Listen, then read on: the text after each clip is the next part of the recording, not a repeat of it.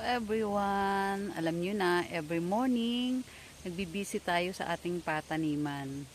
Kung naalala nyo, hindi ako nagpo-post everyday but I'll visit sa aking mga tanim every morning. Ayan, wag lang sobrang maulan, no? Kapag hindi maulan, ayan, nandito lang tayo. Dito ako nagre-relax, dito ako nag-unwind, dito ako nagmumuni-muni sa aking mga pananim. Ayan, ang ating pinyahan na may damo.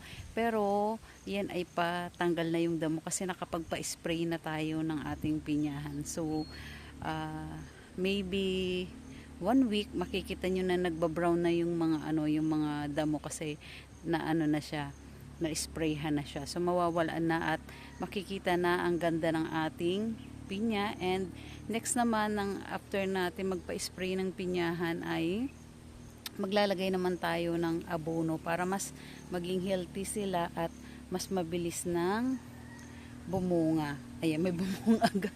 Hindi lumaki. At kumaga maganda yung kanyang pundasyon para magkaroon ng maraming bunga. Ayan.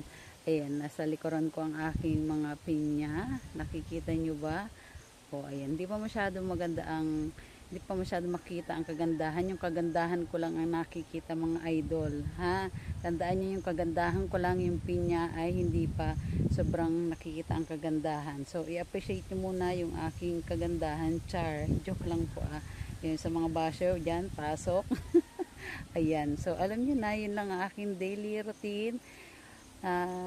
Ang buhay sa probinsya napakasimple lang, payapa. Ayan, napaka-fresh ng hangin. Ayan, nililipad-lipad ang ating malangin, fresh, walang halong mga alikabok dito, walang pollution. Ayan, kasi province, wala naman dito mga pabrika or maraming mga sasakyan na may mga usok. Ayan, ang ating kapaligiran. Ayan, nakikita nyo ay ibabaw pa lang to. Yung mga ibang tanim natin nandyan pa sa ilaliman na sa kababa. Ayan. So, ayan, update for today. Ayan, ang ating update for today. Ayan. Ayan, lakad-lakad tayo dito.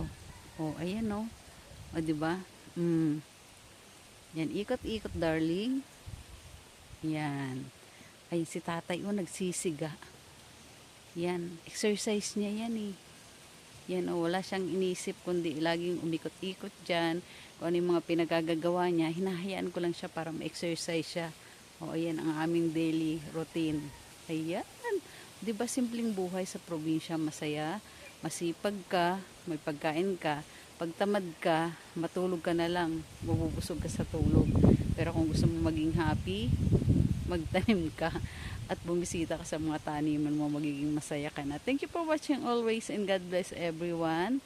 God bless, God bless. Bye, bye, bye, mom.